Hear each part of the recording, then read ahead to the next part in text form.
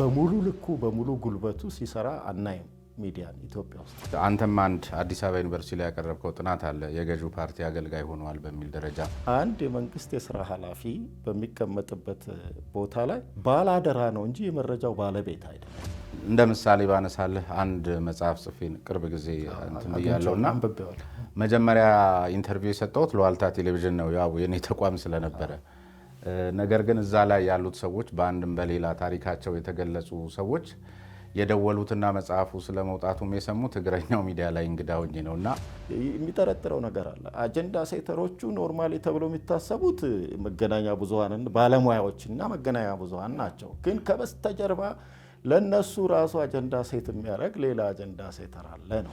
የውጭ ዜና ተብሎ በኬንያ 2 ፖሊሶች በደረሰባቸው የእሳት አደጋ እንዲያደርጉ በጥይት ተመቱ የሚልህ አካል እዚህ 60 ሰው 70 ሰው ታግቶ እና ተገድሎ ደግሞ ዝም ሲልህ ይሄ በራሱ በጣም እንደው ከወንጀል ደረጃስ መቆጠር የለበትም? ነውርስ አይደለም? ከአንድ አስተሳሰብ የሚመነጩ ነገሮች ብቻ በታክስ ፔየርስ ገንዘብ የሚተዳደሩትን ፓብሊክ የሚባሉትን መገናኛ ብዙሃን ጨምሮ የአንድ አይነት ሀሳብ መስተናገጃ ማድረግ ፌር አይደለም፣ ጀስትም አይደለም። ያ እኔ የነበርኩበትን ሚዲያ ሲመራ የነበረው ጋዜጠኛ ነው። ጆርናሊዝም ስኩል ከአንተ ጋር ባልደረባ የነበረ ነው እና የሚገርም ነው ሲያስተምር ኢንቨስቲጌቲቭ ጆርናሊዝምንና በቃ አፌን ከፍቼ ነው የምሰማው።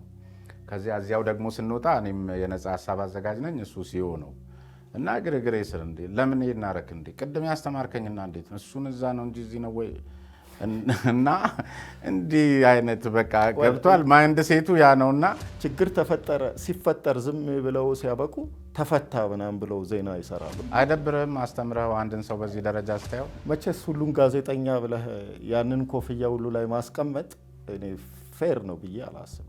ካድሬጠኛ ምላቸው ካድሬዎች አካባቢ ላይ ኩዌስቸነር አስሞልተህ ተመተህ አንደኛ ነኝ ማለት በራሱ ራስን ማታለል አይሆንም ያለ ህብረተሰባችን የሚያየውን አይነት ጋዜጠኝነት እየሰራን እስከ መቼ እንሄዳለን ነው ቢቀርብንስ? መልቀቂያ ጠይቀህ እንደወጣህ እስከ ዛሬ አልተብራራም። የትኛው ሚዲያ ላይ ብፈልግ አጥቻለሁ በዚህ ነው ምክንያቱ የሚልና ዛሬ እስኪ ለኔ ንገረኝ። ምንድን ነው መለኪያችሁ የልክነት? ሀገሪቷ ብዙ ሰዎችን አስተምራ ስታበቃ ካድሬ የሚናገርበት ብቻ ሚዲያ እንዲሆን ነው የምትፈልጉት የምትሰሩት?